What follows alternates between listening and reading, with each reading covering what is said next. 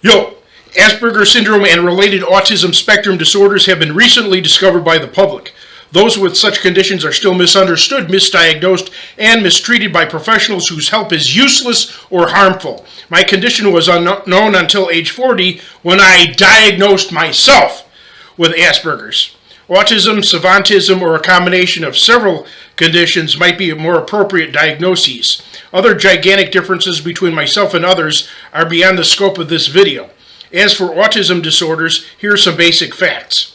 People are born with these conditions, they never acquire them. Crooks in the psych field used to call it mental illness, but at least that lie was dispelled for the most part.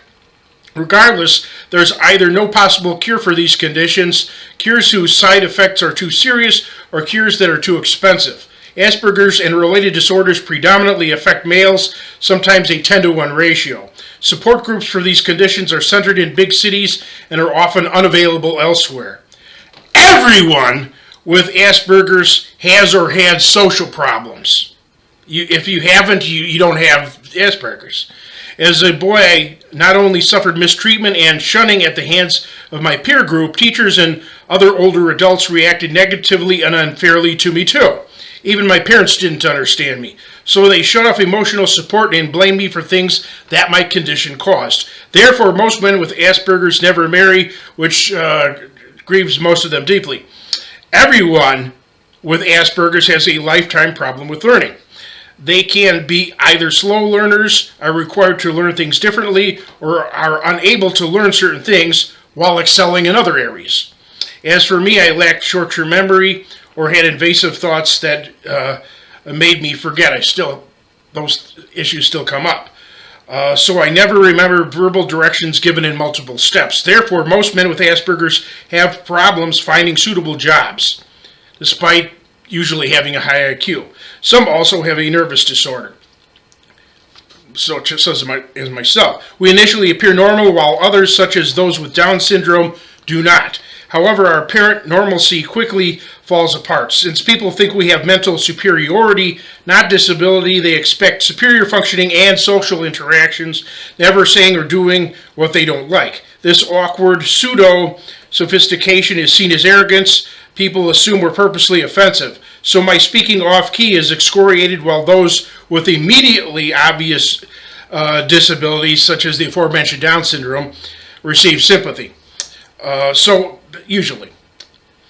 interacting by never mentioning a disability has failed. Rather, being upfront about the situation helps somewhat. People still don't give a shit. Instead, those with Asperger's have been dishonest about who had these conditions. Einstein and Edison allegedly had Asperger's merely because of childhood difficulties. Labeling them as such supposedly creates respect. That's bad! Why? Here's why. Now we're supposed to be Einsteins and Edisons, but we cannot. Two people who likely had Asperger's were chess champion Bobby Fischer and famous artist Andy Warhol. Andy's silence and feigned ignorance lowered people's expectations of him. It was primarily effective. However, he offended thousands of people, never married, and was critically wounded in an assassination attempt by a woman, causing his premature death. Bobby Fischer adopted aggression, which also helped in some ways while hurting in others. Though becoming rich and famous, he was constantly involved in personal conflicts, didn't marry until 60, was kicked out of the United States, kicked out of the Chess Federation, and likewise died prematurely, somewhat.